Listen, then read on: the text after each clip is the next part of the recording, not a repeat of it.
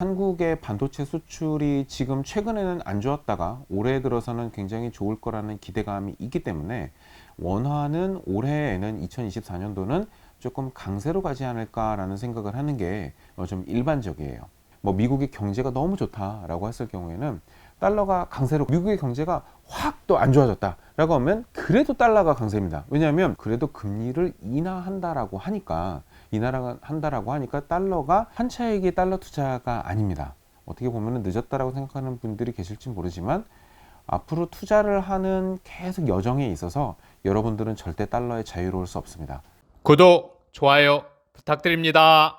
가장 사실은 이게 어떤 정도 이제 큰 흐름을 본다 그러면은 이제 이거는 2024년도, 25년도, 26년도에 해당되는 말씀은 아니에요. 요거는 조금 이제 일반론을 먼저 좀 말씀을 좀 드리면은 사실은 신문에서 좀 많이 보셨을 텐데 이제 달러 스마일 이론이라고 있습니다. 그게 뭐냐면 오른쪽에는 미국의 경제, 그다음에 우측에 X축에는 미국의 경제를 놓고 좌측에는 이제 달러의 이제 그 강세를 사실은 놓고 보는 건데 요게 이제 어떻게 봤을 때 뭐 미국의 경제가 너무 좋다라고 했을 경우에는 달러가 강세로 가요. 왜냐면 사람들이 막 달러 자산을 사기 위해서 막 이제 강세로 가죠. 근데 미국의 경제가 확 또 안 좋아졌다라고 하면 그래도 달러가 강세입니다. 왜냐하면 미국이 안 좋으면 다른 데는 더 얼마나 안 좋을 거야라고 생각을 하면서 그나마 나은 달러를 사야 되는 거 아니야. 그러니까 이게 이제 달러의 금과 같은 효과인 거예요. 그래서 그래서 어느 상황이든 달러가 강세를 나온다. 그러면 중간 정도에 애매할 때만 이제 달러가 약세가 나온다라는 달러 스마일 이론인데 이게 사실 또 워킹을 해요. 어느 정도 워킹을 하거든요. 그래서 이 관점을 사실 놓고 본다라고 했을 경우엔 달러를 모아가시는 관점이 사실은 맞아요. 달러를 모아가시는 관점이 사실은 맞는데 이거를 이제 왜 올해랑 내년에는 조금 보수적으로 보셔라라고 말씀을 드리냐 하면 그래도 금리를 인하한다라고 하니까 달러가 약세가 갈 가능성이 높은 거예요. 달러가 좀 약세가 될 가능성이 높고 그렇다라고 하면 다른 통화는 강세가 될 가능성이 사실은 좀 높은 거죠. 강세 가능성이 높기 때문에 이게 지금 상황에서 막 이제 달러를 막 이제 사 모으셔라라는 말씀을 좀 드리기보다는 조금 이제 점진적으로 이제 달러를 모아 가셔라라는 말씀을 저는 좀 드리고 있어요.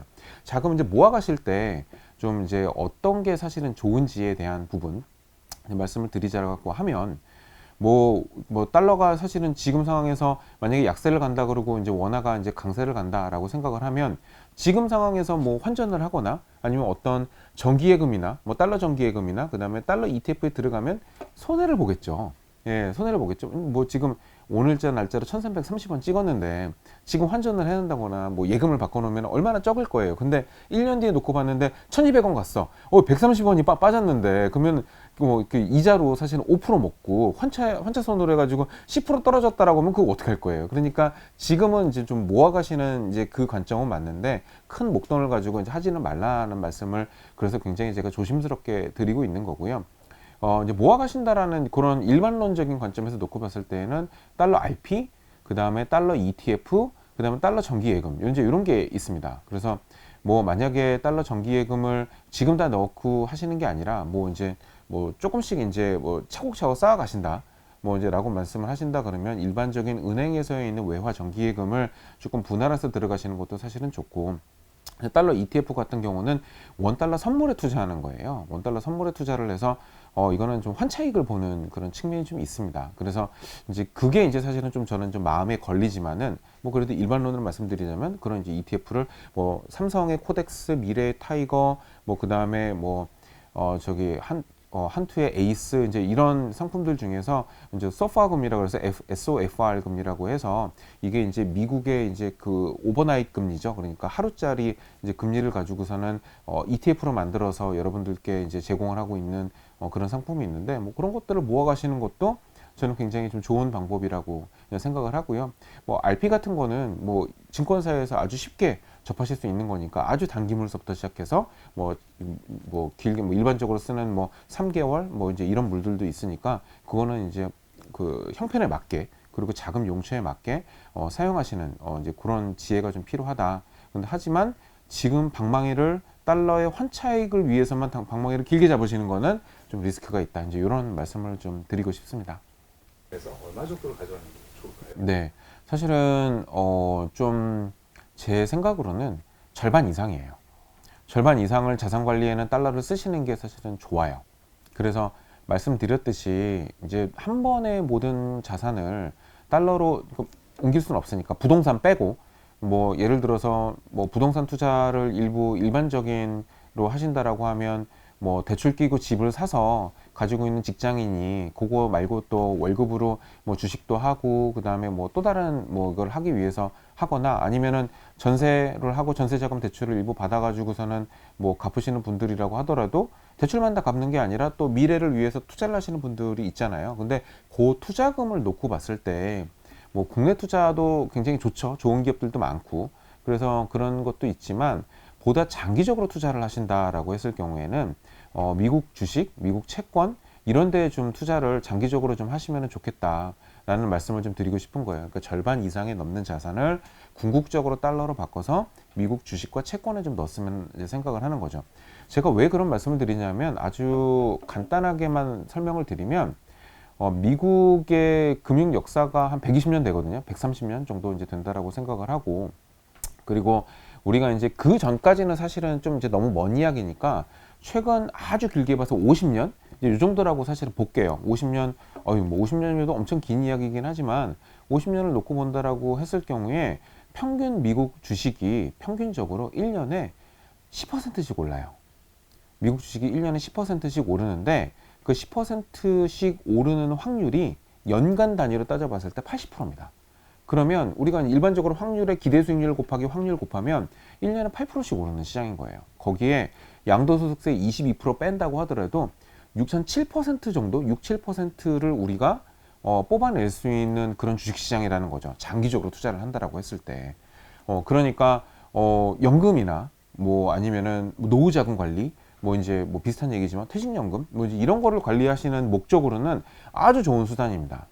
그래서 보다 지금 원화보다는 코스피는 가지고 있어도 언제 또 박스피로 돌변해가지고 한 2, 3년 갈지 모르잖아요. 이게 그래서 이제 개별 주식 투자를 많이 하시고 있긴 하지만 개별 주식 투자해서 뭐 삼성전자만 굳건하게 가지고 배당 받고 와 가자 뭐 이제 이렇게 뭐 아주 차분하게 하시는 분들도 있긴 하지만 뭐 한국 주식 하다 보면 주변에서 계속 얘기하죠. 야, 뭐 갈 것 같아, 뭐 갈 것 같아. 그러면 하필이면은 내가 그런 거 투자 잘 안 한다고 하더라도 어느 날 미쳐가지고 이제 그런데 투자해서 막 진짜 돈 날려먹고 몇 년 동안 버는 거 이런 분들 되게 많이 받고 저한테도 상담 많이 하시거든요. 근데 저는 차라리 그런 거 말고는 그렇게 하시지 말고 미국의 꾸준한 트렌드에 투자를 하시면서 공부하시고 글로벌 매크로 공부하시고 이렇게 하시는 게 저는 조금 더 낫다라고 생각을 해요. 그래서 절반 이상의 자산을 미국 주식과 채권으로 특히 올해 같은 경우는 이제 금리 내리니까 채권으로도 벌 수 있는 룸이 굉장히 많거든요.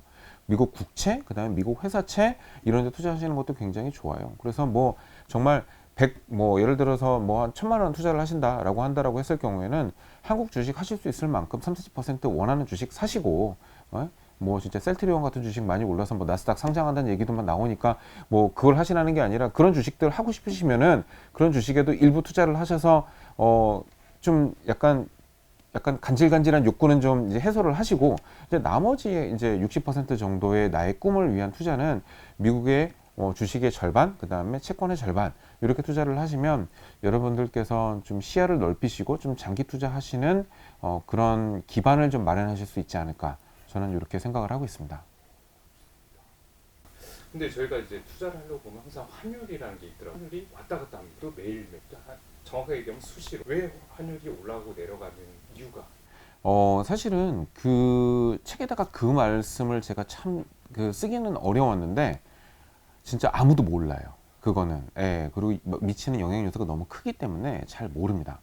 그래서 그 환율을 맞추는 일은 사실은 제가 해외 투자를 10년 훨씬 넘게 해오고 있는 상황이기는 하지만 그럼에도 불구하고 환율은 아직도 풀 수 없는 난제예요.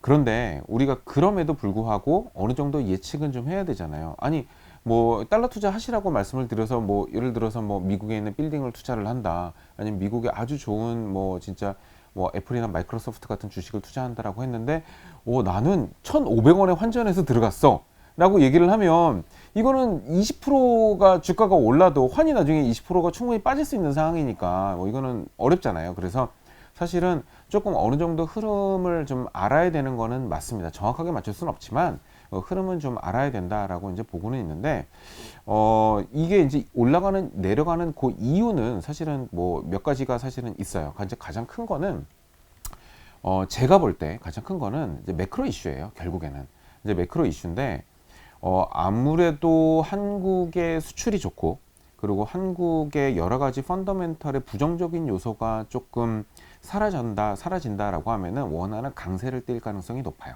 그게 이제 유동성이랑도 사실은 이제 연결이 자연스럽게 되는데, 만약에 그렇게 좋은 이유들만 한국에 남았다라고 하면 외국인들이 한국 자산들을 사기 위해서 들어오죠. 그러면 한국에서 달러를 원화로 바꾸는 이제 이런 거래를 하게 되고 원화가 강세를 자연스럽게 띠게 됩니다. 녹화일 기준으로 오늘 같은 경우에는 외국인들이 아주 한국 주식을 거의 내다 던졌습니다. 아주 내다 던지면서 한국 원화는 굉장히 많이 떨어졌고, 뭐 달러는 사실은 이제 그거 대비해서는 영향을 좀 덜 받죠. 이제 덜 받아서 원화만 사실은 좀 떨어지는 이제 그런 상황이 좀 됐었는데, 결국에는 이제 원 달러 환차선이 이제 벌어지는 일이 됐어요. 근데 이제 이런 일들에서 가장 외국인들이 중요하게 보는 게 뭐냐라고 하면은 제 생각에는 수출이라고 생각을 합니다. 그래서 한국의 순수출. 한국은 수입도 많이 하고 수출도 많이 하는 나라이기는 하지만 수출에 대한 그 민감도가 저는 조금 더 높다라고 봐요. 그리고 한국의 수출 지표는 외국인들 입장에서도 굉장히 면밀하게 보는 지표라고 생각을 합니다. 특히 우리나라는 반도체 강국이기 때문입니다. 그래서 한국의 반도체 수출이 지금 최근에는 안 좋았다가 올해 들어서는 굉장히 좋을 거라는 기대감이 있기 때문에 원화는 올해에는 2024년도는 조금 강세로 가지 않을까라는 생각을 하는 게 좀 일반적이에요. 그러면 이제 지금 아니 이렇게 강세로 간다라고 하면은 지금 같을 때에 좀 기다렸다가 사고, 뭐 아니면은 뭐 그러면은 이제 원달러 뭐 그러면 숏을 좀 잡으면 되는 거 아닙니까? 공매도로 좀 치면 되는 거 아닙니까? 뭐 하실 수 있으면 하시면 좋은데, 사실은 그게 조금 어렵다라고 생각을 저는 좀 하는 이유는 한국에 또 리스크가 많이 있기 때문이에요. 대표적으로 모 건설사가 최근에 이제 워크아웃에 들어갔죠. 사실은 이제 그게 시작이라는 얘기도 있습니다. 그리고 아무도 모르는 거예요. 그거는 정부에서 어떻게 관리를 하느냐가 이제 주요한 이유인데, 자칫 잘못하면은 엄청나게 큰 리스크로 변질이 될 수가 있어요. 그래서 이제 그런 리스크도 산재에 있기 때문에 또 모른다. 또 두 번째로는 한국의 원화는 최근 수년 동안 위안화랑 중국의 위안화랑 동조화가 되어 있습니다. 그래서 위안화가 약세로 간다 그러면 원화도 약세로 가는 경향이 있어요. 자, 이제 왜 그런 경우가 사실 생겼냐? 우리나라의 수출의 30% 이상이 담당하는 거는 중국입니다. 그래서 중국의 지금 물론 최근 들어서 작년 지표를 놓고 봤을 때에는 우리나라의 수출의 데이터가 중국을 넘어서 미국이 더 많이 했어요. 근데 아무래도 중국에 대한 영향력이 지금도 굉장히 크고, 그리고 중국을 우리가 좀 멀리 한다고 할 수가 지정학적으로도 없는 상황이고, 그리고 외국인들이 봤을 때 이머징 투자다라고 생각을 할 때는 묶어서 봅니다. 중국도 투자하고 한국도 투자하고 대만도 투자하고 인도 투자하고 베트남 투자하고, 이게 이제 딱 묶여 있어요.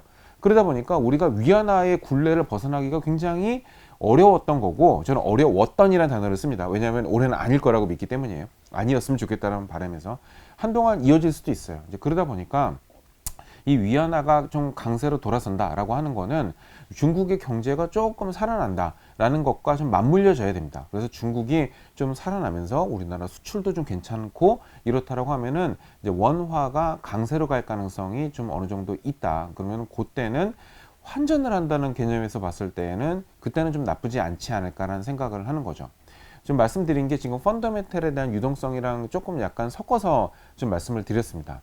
이제 실제로 유동성의 영향이 근데 조금 더 미치는 경우도 사실은 있어요. 자, 보시면 2017년도 같은 경우에 놓고 봤을 때에는 미국이 한창 금리를 올리는 와중이었어요. 2015년도 말에 7년 만에 처음으로 금리 인상을 했고, 2016년도 말에 두 번째로 했고, 2017년도는 이제 수차례 이제 금리를 올려가기 시작하고 2018년도까지 쫙 올리는 계기가 나옵니다.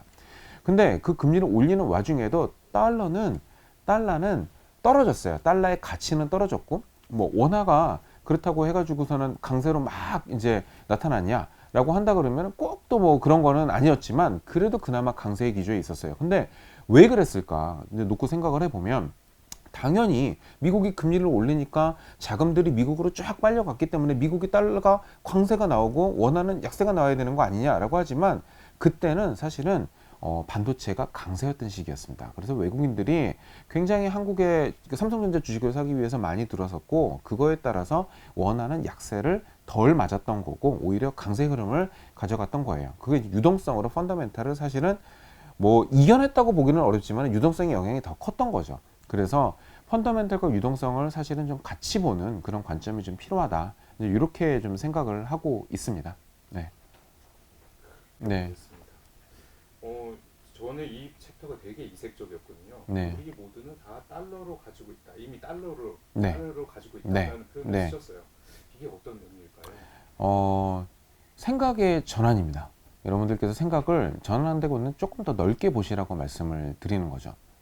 저희 집에 가다 보면은 저희 집 가기 한 300m 전에 주유소가 있어요. 주유소가 있어서 제가 유가를 매일 봅니다. 이제 우리 기름값을 매일 보는 거죠. 휘발유 값을 매일 보는데 그 휘발유 값에 따라서 많은 게 달라지죠. 예.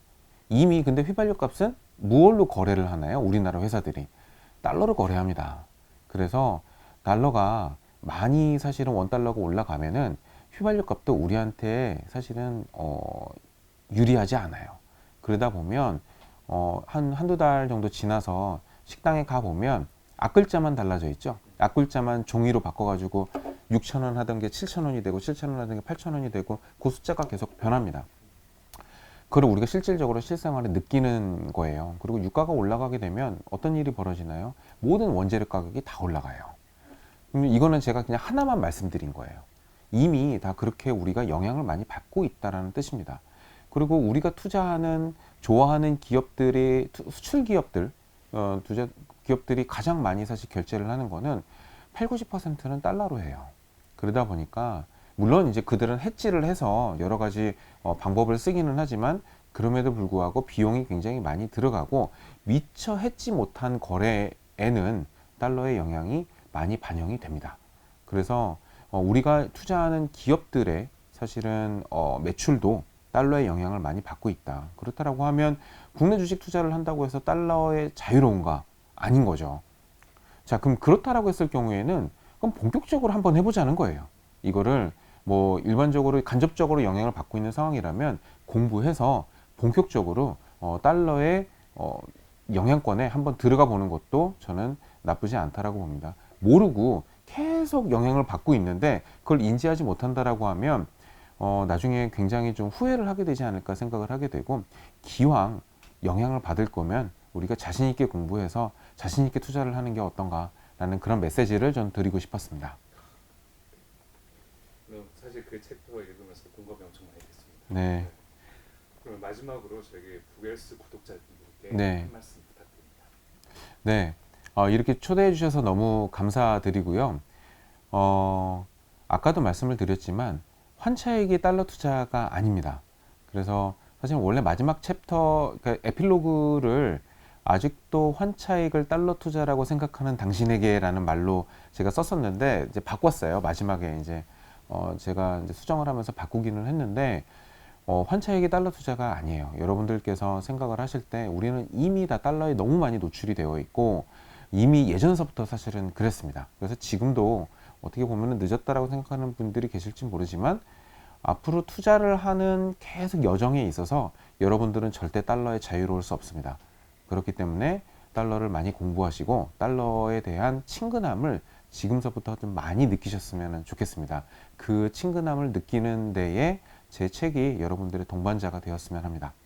네, 감사합니다. 감사합니다. 네.